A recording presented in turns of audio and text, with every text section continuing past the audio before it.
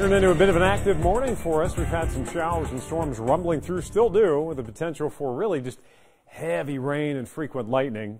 And there's a strong cold front that's driving all of it. It's really going to cool things down. So I hope you're ready. That boundary pretty much overhead and dropping south and east. So in addition to scattered showers and storms, you're going to see a midweek cool shot, and it's going to feel a little more like fall around here as opposed to early September. Now, here's how the showers and storms look. They are the most numerous now to the east of Lexington. We've still got some spotty showers around, but you get out towards Owingsville, dropping straight south towards Stanton, and farther east towards West Liberty, some rounds of not particularly strong storms as far as wind potential, but just really efficient rain producers. So you want to watch out there, maybe even some localized flash flooding as we get into the afternoon. It's pretty low threat, but we'll continue to monitor it. And even back to the west, there's some additional showers that continue back towards Bowling Green. So all this firing along this cold front that'll slowly slide off to the southeast as we go through the balance of the day.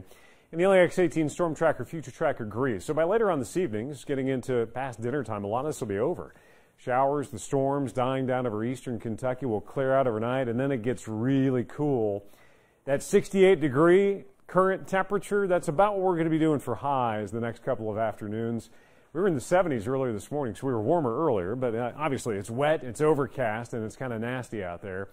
And as we go through the day, that cooler, drier air will come in behind those departing showers and storms. Still 70 in Frankfort. But look at the dip, temperature-wise. We take a massive hit midweek. Those temperatures in the upper 60s reminiscent of what we see for the average high in about mid-October in Lexington. So we got that covered. Now on to Irma, and what an impressive satellite presentation this storm offers.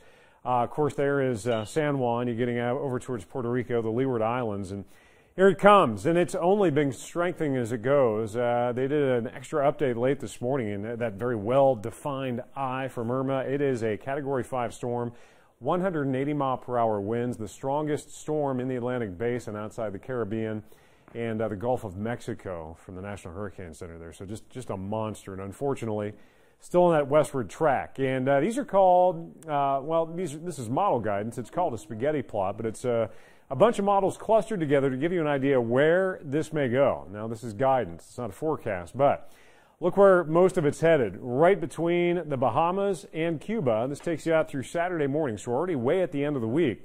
And as it starts to curve around the base of a subtropical ridge, the Canadians, the one outlier out in the Gulf, but a lot of them are just kind of honing in on Florida. So that's where we've got our attention turned heading into the weekend. And there's not a lot out there to slow Irma down. And on top of that, there's Irma. Guess what's coming on hot on its heels? Yet another storm that could become a hurricane. This is a tropical storm, and we're talking about Jose. So that one's out there, 40-mile-per-hour sustained winds. It's not a surprise to see this occurring because we're at the peak of the Atlantic hurricane season here shortly. Around September 10th is usually the peak in the frequency, and then it starts to dip as we get later in the month. So, yeah, we're getting it for sure. And we'll keep a close eye on Irma as it continues to track its way westward as we go into the end of the week.